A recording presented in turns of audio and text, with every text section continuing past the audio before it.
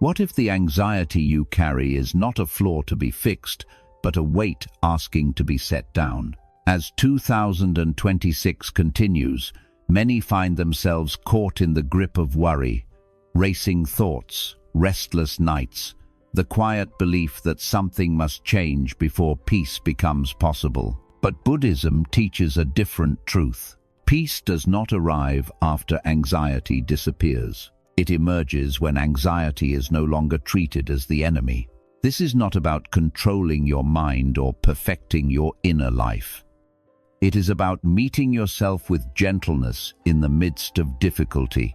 In this reflection, you will discover 10 powerful habits for living with less anxiety in 2026. Not techniques to eliminate discomfort, but ways of being that allow peace to exist alongside it. Listen slowly. Let each habit settle naturally, and allow this to feel like a quiet return to yourself. Let us begin. 1. Letting anxiety be present without needing to fix it. When anxiety arrives, the first reflex is to make it stop, to fix it, to talk yourself out of it, to search for the reason it came, as though naming the cause might make it leave. But anxiety does not respond well to force. It tightens when you resist. It lingers when you try to erase it.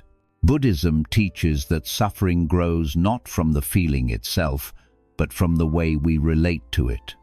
When you treat anxiety as something wrong with you, you create a second layer of pain, the pain of believing you should not feel this way. And that belief becomes heavier than the anxiety itself.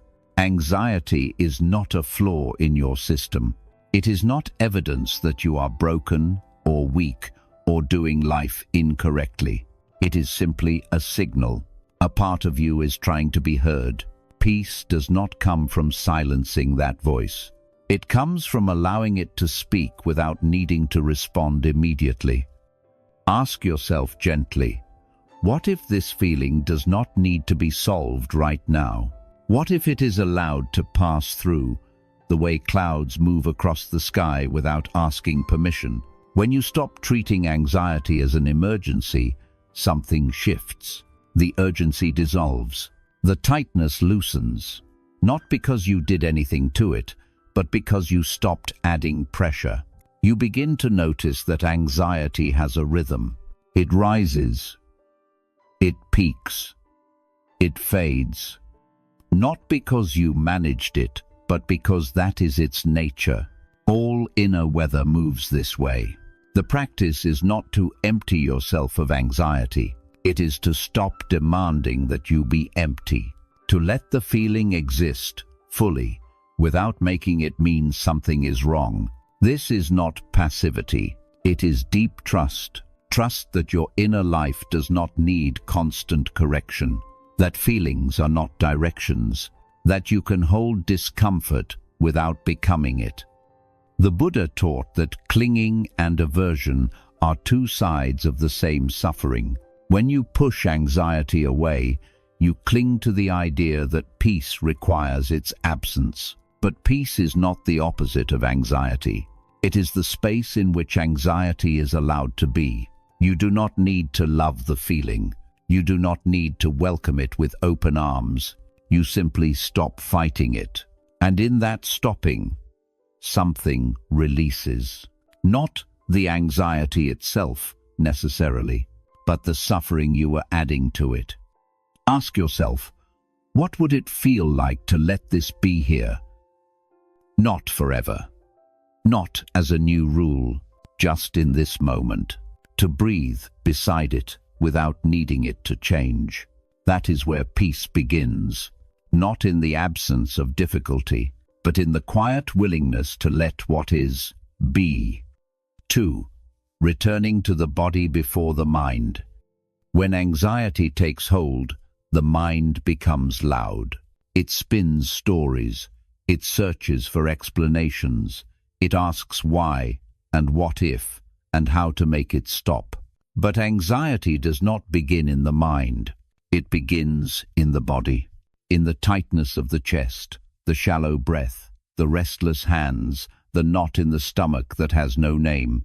These are not symptoms of a thought. They are the ground from which anxious thinking grows. Buddhism teaches that the body knows what the mind has not yet understood. It registers danger, tension, unease, long before words form around it. And so, when anxiety rises, the mind is not the place to begin. The body is not to fix it, not to force it into calm, but simply to return attention there, to notice what is actually happening beneath the noise of thought. Ask yourself gently, where do I feel this? Not what does it mean? Not why is it here? Just where? The tightness, the heat, the tremor, the weight. When you bring awareness to the body, something shifts. Not immediately, not dramatically, but quietly. The nervous system begins to recognize that it is being met, that it does not have to scream to be noticed. The breath may deepen slightly, without effort. The shoulders may drop, just a little, not because you told them to, but because attention itself is soothing. The body does not need understanding. It needs presence. It needs to be felt, without judgment, without the demand that it be different. The mind wants to solve. The body wants to be acknowledged. When you stop trying to think your way out of anxiety and instead feel your way through it, the urgency fades. Not because the sensation disappears, but because you are no longer at war with it. You are simply here with what is. This is not a technique. It is a return. A quiet choice to stop abandoning the body in favor of the mind's explanations. The Buddha taught that the body is the first home of awareness, that all wisdom begins with what can be directly known, and what can be known always is this: the feeling of being here, the weight of your hands, the rhythm of your breath, the contact of your feet with the ground. These are not distractions from peace. They are the doorway to it. Ask yourself, what if I did not need to understand this feeling in order to be with it? What if the body already knows how to hold what the mind cannot yet name? When anxiety lives only in thought, it has no boundary. It expands endlessly, feeding on itself. But when you bring it back into the body, it becomes finite.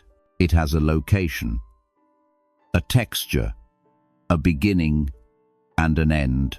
And in that recognition, something softens, not because the feeling is gone, but because you have remembered where you are, here, in this body, in this breath, and that is enough.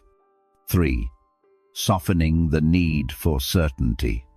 Anxiety feeds on the future, on the questions that have no answers yet, on the unknown paths, the unclear outcomes, the decisions that feel too heavy to hold. And so the mind searches for certainty. It plans, it prepares, it rehearses every possibility, hoping that if it can just see far enough ahead, the fear will quiet. But certainty is not something the mind can manufacture, and the more tightly it is grasped for, the more elusive it becomes. Buddhism teaches that suffering arises not from uncertainty itself, but from the belief that peace requires its absence, that life must be predictable before it can be trusted.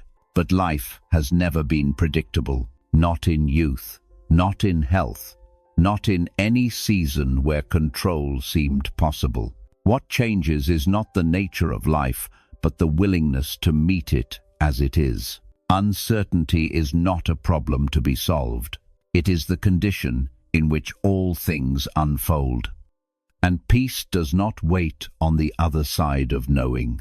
It lives here, in the middle of not knowing. Ask yourself gently, what if I did not need to see the end before I could rest now? What if the ground beneath me is steady enough, even when the path ahead is unclear. When you stop demanding that the future reveal itself, something releases. Not the uncertainty. That remains, but the suffering you were adding to it. The tension of needing to know. The exhaustion of trying to control what has not yet arrived. These fall away, and what is left is simpler. This breath, this moment, this small, manageable now. The mind resists this. It insists that without certainty there can be no safety. But the body knows differently. The body does not need to know what will happen next week in order to breathe right now. It does not wait for clarity to soften, to settle, to return to itself. The Buddha taught that clinging to any fixed idea of how life should be creates suffering, and the need for certainty is a kind of clinging, a refusal to let life move in its own rhythm, a belief that peace can only exist within narrow, predictable borders. But peace is not fragile in that way. It does not disappear in the presence of the unknown. It only disappears when the unknown is treated as an enemy. Ask yourself, what would it feel like to let the future be unclear just for now, not forever? Not as surrender, just as a small temporary allowance, to stop holding the questions so tightly, to let them exist without needing immediate answers. When certainty is no longer the condition for calm, the present moment becomes spacious again. The weight lifts, not because anything has been figured out, but because the demand to figure it out has softened. And in that softening, there is rest. Not the rest that comes after everything is settled, but the rest that exists alongside uncertainty. The quiet knowing that you do not need to have it all mapped out in order to be okay right now. That is where peace lives, not in the resolved future, but in the willingness to be here, even when here is unclear. 4. Listening to anxiety, instead of arguing with it. When anxiety speaks, the reflex is to interrupt, to counter it with logic, to list the reasons it should not be here, to say, this is irrational, this is not real, this will pass if I just think clearly enough. But anxiety does not respond to argument. It grows louder when dismissed. It repeats itself, insisting until it is heard. Buddhism teaches that all inner disturbance carries a message, not always a clear one. Not always one that makes immediate sense. But something beneath the noise is asking for attention, and when that request is met with resistance, the disturbance does not dissolve. It deepens. Anxiety is not an opponent to be defeated. It is a voice that has not yet been understood, and beneath that voice, often, lies something older, a fear that was never spoken, a grief that was set aside, an exhaustion that was never allowed to rest. These do not announce themselves clearly. They arrive as restlessness, as tightness, as the vague sense that something is wrong, even when nothing specific can be named. Ask yourself gently, what if this feeling is not here to harm me, but to tell me something? What if it is not the enemy, but the messenger? When you stop arguing with anxiety and begin listening to it, the quality of the experience changes. Not immediately, not all at once, but gradually the intensity softens, because resistance creates pressure and listening creates space. This does not mean believing every anxious thought as truth. It means allowing the feeling beneath the thought to exist without needing to be corrected. To ask quietly, what are you afraid of? What have you been carrying? Not as an interrogation, not as analysis, but as a gesture of care. The way you might sit beside someone who is upset, without needing them to stop being upset in order to be worthy of your presence. The Buddha taught that aversion is a form of suffering. That turning away from what is uncomfortable only binds you more tightly to it. But when you turn toward discomfort with curiosity rather than judgment, something unexpected happens. The feeling begins to reveal its shape. It becomes less overwhelming, less nameless. You may notice that the anxiety is not about the thing it claimed to be about. That beneath the worry about tomorrow lies a deeper tiredness. That beneath the fear of what might happen lies a grief for what already has. These realizations do not solve anything, but they bring relief. Because when something is finally seen, it no longer needs to shout. Ask yourself, what would it feel like to stop treating this as something to fix, and instead meet it as something to understand, not to analyze, not to process endlessly, but simply to acknowledge, to say inwardly, I see you, I hear you, you are allowed to be here. This is not passivity, it is deep presence. It is the willingness to stop fighting your own inner life. And in that willingness, the fight itself begins to ease. Anxiety does not always disappear when it is listened to, but it often quiets. It softens at the edges. It becomes something that can be held, rather than something that holds you, because it has been met. Not with solutions, not with explanations, but with the simple, steady attention it was asking for all along. And that attention, quiet and unhurried, is where peace begins. Not in the absence of difficulty, but in the willingness to be present with it, to listen without needing to change what is heard. That is enough. 5. Slowing the inner conversation. When anxiety is present, the mind moves quickly. It jumps from one thought to the next, barely pausing between them. It rehearses. It replays. It spirals through the same questions without rest. And the speed itself becomes part of the suffering. Because when thought moves too fast, there is no space to feel grounded. No moment to notice that the ground is still here. Buddhism teaches that the content of thought matters less than the speed at which it moves. That a mind racing through fear creates more fear, not through what it thinks, but through how it thinks.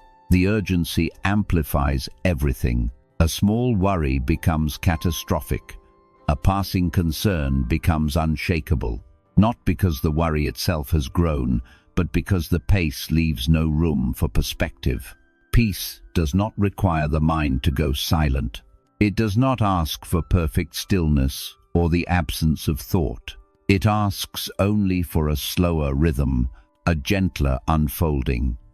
Ask yourself gently, what if I did not need to follow every thought at the speed it arrives? What if I could let it land before moving to the next one? When the inner conversation slows, something shifts. The thoughts do not disappear, but they lose their grip. They become easier to see, rather than being swept along by. There is space between one thought and the next, and in that space, the nervous system begins to settle. This does not happen through effort. It happens through allowance, by noticing the speed, by choosing quietly not to match it. The mind wants to rush because it believes that thinking faster will lead to answers sooner. But speed does not bring clarity. It obscures it. The Buddha taught that wisdom arises in stillness, not in agitation. That the truth of a situation cannot be seen when the mind is moving too quickly to perceive it. And so the practice is not to stop thinking. It is to let thought move at a pace that allows understanding. To pause after a worry arises, before reacting to it. To breathe once before following the next thread of fear. These are not grand gestures. They are small, quiet choices. But they change the quality of the mind's movement. Ask yourself, What would it feel like to let this thought rest here for a moment before chasing the next one? Not to suppress it, not to push it away, just to let it exist without urgency. When the inner dialogue slows, the emotional charge begins to soften, not because the thoughts have changed, but because they are no longer colliding with each other. There is room to notice which thoughts are true and which are only noise, which fears are grounded in the present and which belong to imagined futures. This discernment does not come from analyzing faster. It comes from slowing down enough to see clearly. Anxiety sustains itself through momentum. It feeds on the mind's refusal to pause. But when the momentum is gently interrupted, not stopped but slowed, the anxiety begins to lose its force. It becomes less consuming, less relentless. It remains, perhaps, but it no longer dominates, because it is no longer being fueled by the speed of thought itself. This is not about controlling the mind. It is about allowing it to move at a human pace, to let thought unfold naturally, rather than forcing it forward in desperation. And in that slower rhythm, peace becomes possible, not because the mind has gone quiet, but because it has stopped racing away from itself. There is breath between thoughts, space between worries, and in that space there is rest. Not the rest that comes after everything is resolved, but the rest that exists simply because the inner noise has been allowed to slow. That is enough. 6. Allowing feelings without explaining them away. When a difficult feeling arises, the mind rushes to explain it, to find the reason, to trace it back to its source, to say, "This is why I feel this way, and once I understand it, I can make it stop." But feelings do not follow the logic of explanation. They do not soften because they have been understood. They soften because they have been allowed. Buddhism teaches that emotions are like weather. They arrive, they pass. They do not need permission or justification to move through. But when the mind insists on explaining them before allowing them, the natural flow is interrupted. The feeling cannot complete itself. It lingers, not because it is too strong, but because it has not been given space to simply be. There is a belief, often unspoken, that feelings must be reasonable in order to be valid. That sadness requires a clear cause. That anxiety must point to something real in order to deserve attention. And so, when a feeling arrives without an obvious explanation, the mind begins to argue with it, to question its legitimacy, to search for proof that it should or should not be here. But emotions do not require evidence. They are not witnesses in a trial. They do not need to justify their presence. They are simply what is happening in this moment, in this body. Ask yourself gently, what if this feeling does not need to make sense in order to be real? What if it is allowed to exist even without a story to explain it? When feelings are met with permission rather than interrogation, something shifts. The intensity does not always decrease immediately, but the struggle around it does. Because the feeling is no longer being held at arm's length, it is no longer being told that it should not be here. It is simply here, and in that acknowledgement, it begins to move. The Buddha taught that clinging creates suffering, but clinging is not only the grasping toward what is wanted, it is also the pushing away of what is not. And when a feeling is explained away, rationalized, dismissed, minimized, it is being pushed away, not erased, just delayed. Because what is denied does not disappear. It waits, it returns, it asks again to be felt. Anxiety often persists, not because the feeling itself is unbearable, but because it has been met with resistance for so long that it no longer knows how to release. It has been told, again and again, that it is not welcome, that it is irrational, unwarranted, too much, and so it holds on, tighter, believing it must fight to be acknowledged. Ask yourself, what if I stopped asking why this is here, and simply let it be here, not forever, not as a new permanent state, just for now, just as it is. When feelings are allowed without explanation, they begin to behave differently. They rise, they crest, they fade, not because they have been managed, but because they have been permitted to follow their own course. This does not mean indulging every emotion. It does not mean acting on every impulse or believing every anxious thought. It means letting the feeling exist in the body without needing it to be justified first, without needing to know where it came from or what it means. The truth is, not all feelings have clear origins. Some are echoes of older griefs. Some are the body's response to stress that has not yet been named. Some arrive simply because life is complex, and the heart responds to complexity in ways the mind cannot always track. And that is allowed. Feelings do not need to earn their place through explanation. They are already here. And when they are met with gentleness rather than interrogation, they soften, not into understanding, but into release, because they have finally been given what they needed all along. Not answers, just space. Space to be felt, space to move, space to leave when they are ready. That is how emotions pass, not through explanation, but through allowance. 7. Choosing gentleness over self-pressure. When anxiety is present, there is often a second voice beneath it, a voice that says, "You should not feel this way. You should be stronger, calmer, more capable of handling this." This voice does not comfort.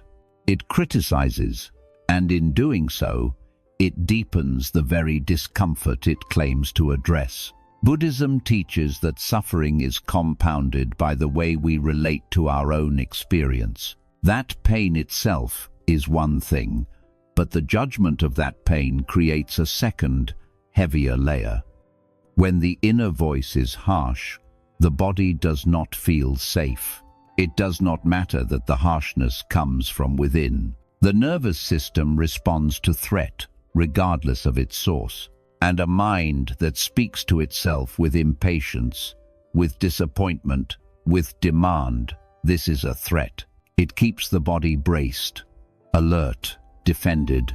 It tells the system, "You are not okay as you are," and so the system cannot rest. Ask yourself gently, how do I speak to myself when I am struggling? Is the voice one that soothes or one that scolds?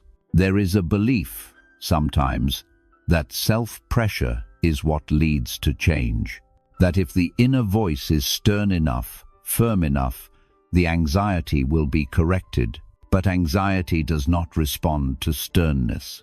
It tightens under pressure. It grows more entrenched when met with frustration. Because what it needs is not discipline. It needs reassurance. The Buddha taught that all beings deserve kindness, not only others, not only those who have earned it, but all beings without exception, and that includes the self. When the inner dialogue shifts from harshness to gentleness, the body begins to soften, not because the anxiety has been solved, but because the tone of the environment has changed. The system is no longer under attack from within. It is being met with care. This does not mean pretending everything is fine. It does not mean dismissing real struggles or avoiding what is difficult.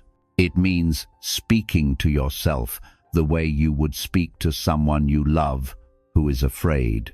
Not with empty reassurance, not with false cheer, but with steadiness, with patience, with the quiet acknowledgement that this is hard and that being in the middle of something hard does not make you weak.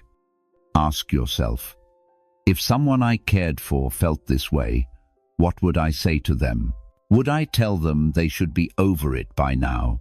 Would I list their failures and inadequacies as evidence of their worthlessness?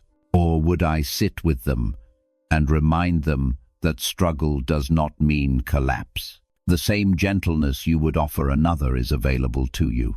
It is not self-indulgence. It is not weakness. It is the restoration of safety. When the inner voice softens, anxiety loses one of its strongest fuels, because anxiety is sustained, in part, by the belief that something is terribly wrong. And when the inner dialogue is harsh, that belief is confirmed again and again. But when the tone changes, when the voice inside becomes one of support rather than judgment, the narrative begins to shift. The anxiety may remain for a time, but it is no longer amplified by self-attack. It becomes something that can be held rather than something that proves inadequacy. This is not a technique to apply once and be done with. It is a practice, a steady, patient return to kindness, even when the instinct is to be harsh. Especially when the instinct is to be harsh, because that is when gentleness is needed most. The Buddha taught that the mind shapes itself according to what it repeatedly dwells upon. If the mind dwells in harshness, it becomes a harsh place. If it dwells in gentleness, even amid difficulty, it becomes a place where peace can take root. This does not erase anxiety, but it changes the soil in which anxiety lives. And in gentler soil, even difficult feelings begin to soften. Not because they have been forced to, but because they are finally being met with care. 8. Letting the present moment be enough. Anxiety lives in what has not yet happened, in the outcomes not yet known, the decisions not yet made, the futures not yet arrived. It pulls attention forward, always forward, insisting that what matters most is somewhere ahead. And so, the present moment becomes only a waiting room, a place to endure until the real life begins. But life is not waiting ahead, it is here, in this breath, this stillness, this small, unglamorous now. Buddhism teaches that suffering arises when the mind refuses to be where it is, when it treats the present as insufficient and searches elsewhere for peace. But peace is not found by reaching forward. It is found by returning here, to what is actually happening, rather than what might happen. When anxiety is strong, the present feels too small to hold it. It feels inadequate, incomplete. The mind insists that something must be resolved before this moment can be okay. That clarity must come, that certainty must arrive, that the future must reveal itself before the present can be trusted. But the future does not offer peace. It only offers more future, more questions, more uncertainty, more waiting. The present, on the other hand, asks for nothing. It does not need to be different in order to be enough. Ask yourself gently, what if this moment, as it is already complete? What if nothing needs to happen next in order for now to be acceptable? When the mind releases its grip on what comes next, something shifts. Not in the external world. Nothing out there changes. But internally, there is space. The pressure eases. The urgency fades. Because the demand that this moment be something other than what it is has been softened.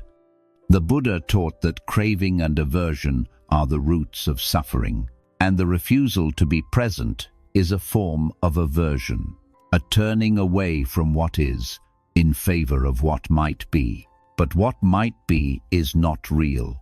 It is imagination, projection, hope or fear dressed as future.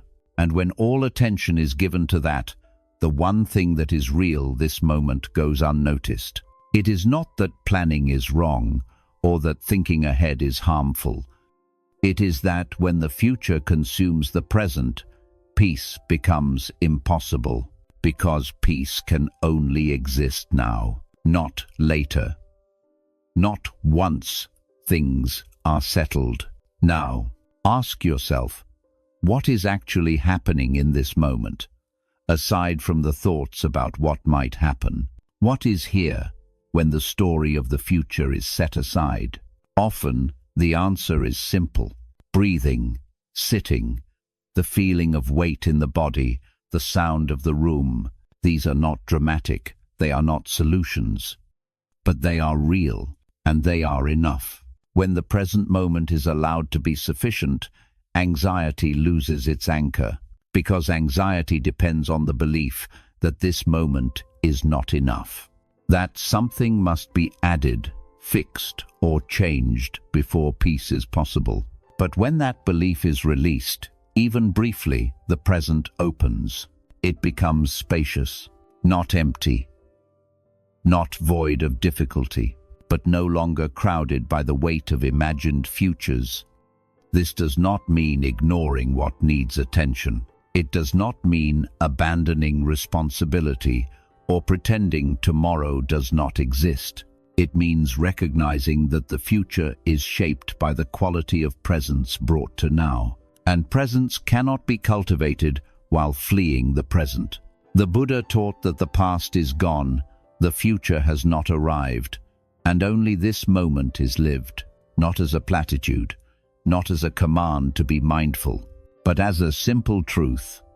This moment is the only one that can be inhabited, the only one where peace is actually possible. When anxiety pulls forward, the practice is to return, not with force, not with frustration, but with the quiet recognition that here is enough, that this breath is enough, that this small, unresolved, imperfect moment does not need to be anything other than what it is in order to hold you.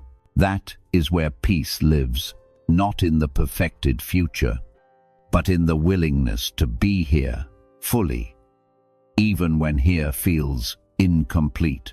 Because it is not incomplete, it is simply now, and now is always enough. 9. Releasing the urge to constantly improve yourself.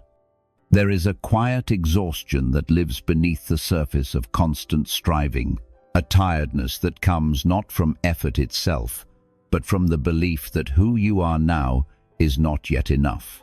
That peace will arrive only after improvement, after growth, after transformation, after becoming someone other than who you are in this moment. Buddhism teaches that this restless pursuit of becoming is itself a form of suffering, not because growth is wrong or because change is harmful, but because the belief that you must always be improving in order to deserve peace creates a condition that can never be met. There is always more to fix, always another edge to smooth, always a better version waiting just beyond reach. And so rest becomes impossible, because rest requires the willingness to stop, to be here as you are, without the demand that this be only a temporary state on the way to something better. Anxiety feeds on the narrative of insufficiency. It insists that you are not ready, not whole, not complete, that something essential is missing, and until it is found, you cannot be at ease. This is not ambition. It is not the natural unfolding of learning and living. It is the refusal to grant yourself permission to exist as you are. Ask yourself gently, when will I be allowed to rest? What must be achieved, corrected, or perfected before I am permitted to stop striving? Often, there is no answer, because the condition keeps moving. Each milestone reached reveals another one ahead. Each improvement only highlights what remains unimproved. The finish line is always just beyond the horizon. The Buddha taught that clinging to the idea of a permanent, perfected self is a source of suffering, that the self is not a fixed thing to be polished, but a process always in motion. And when that process is treated as a problem to be solved, peace becomes unreachable, because the process never ends. But when the idea of becoming is set down even briefly, something shifts. Not in who you are, not in what you have achieved, but in the quality of your presence. The urgency dissolves, the pressure lifts. What remains is simpler. Just this, just now, just the experience of being here, without the need to be more. This does not mean abandoning care for yourself. It does not mean resigning to stagnation or giving up on what matters. It means recognizing that rest is not a reward for completion. It is a necessity for being human, and it is available now, not after you have earned it. Ask yourself, what would it feel like to let myself be as I am just for today, not forever? Not as a permanent stance, just as a brief reprieve from the demand to improve. When the urge to constantly improve is released, anxiety loses one of its deepest roots. Because anxiety thrives in the gap between who you are and who you believe you must become. But when that gap is allowed to close, when the present self is met with acceptance rather than urgency, the ground becomes stable again. There is nowhere you must rush to, nothing you must prove in order to be worthy of your own kindness. The Buddha taught that all beings possess an inherent completeness, not perfection, not the absence of difficulty or limitation, but a fundamental okayness that does not depend on achievement. This completeness is not something to be attained. It is already here. It has always been here. It is only obscured by the belief that it must be earned. When the belief is set down, even briefly, the completeness reveals itself, not as a grand realization, but as a quiet recognition that you are allowed to be here, that this moment does not require you to be further along than you are. That peace is not waiting at the end of a long process of self-improvement. It is here, in the willingness to stop improving long enough to simply be. And that willingness, that small, courageous act of letting yourself rest, is where peace begins. 10. Trusting your capacity to meet what arises. Anxiety whispers that the future will bring something unmanageable, that what lies ahead is too much, too uncertain, too overwhelming to meet. And so the mind tries to prepare for every possibility, to map every outcome, to anticipate every difficulty before it arrives. But no amount of planning can create certainty, and the attempt to predict every challenge only deepens the sense of helplessness, because the future cannot be known. And the belief that it must be known in order to be navigated is what keeps anxiety alive. Buddhism teaches that wisdom does not come from seeing the path before walking it. It comes from the ability to respond clearly to what is actually present, not what might be present, not what was once present, but what is here, now, asking for attention. This is where true capacity lives, not in prediction, but in presence. There is a difference between preparing for life and trying to control it. Preparation is grounded. It acknowledges what can be done now. Control is desperate. It demands to see the end before taking the first step. And anxiety grows in the gap between what can be controlled and what cannot. Ask yourself gently, what if I do not need to know what will happen in order to trust that I can meet it? What if my capacity to respond is not dependent on having all the answers beforehand, The mind resists this. It insists that without certainty there can be no safety. But certainty has never been the foundation of safety. Presence is the ability to be here with what is and respond from clarity rather than panic. This is not something that must be earned or developed through years of practice. It is already present. It has been present in every moment of uncertainty already navigated, every challenge already faced, every difficulty already moved through, even when the way forward was not clear. The Buddha taught that suffering arises when the mind clings to the illusion of permanence. When it demands that life be predictable, stable, fixed. But life is not fixed. It moves. It changes. It brings what it brings. And the attempt to freeze it into knowability only creates friction. Trust does not mean believing everything will turn out well. It means recognizing that whatever arises can be met. Not perfectly, not without difficulty, but met nonetheless. Because meeting life does not require knowing it in advance.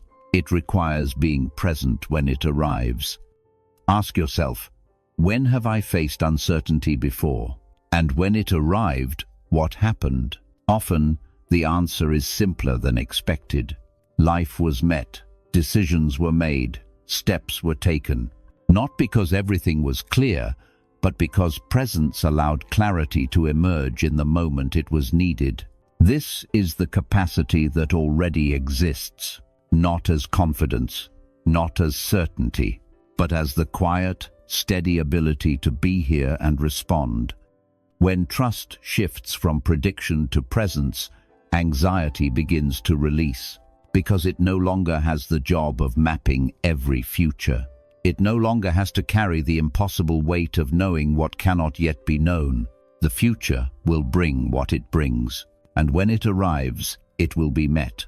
Not because the path was seen ahead of time, but because presence makes response possible. This does not erase difficulty.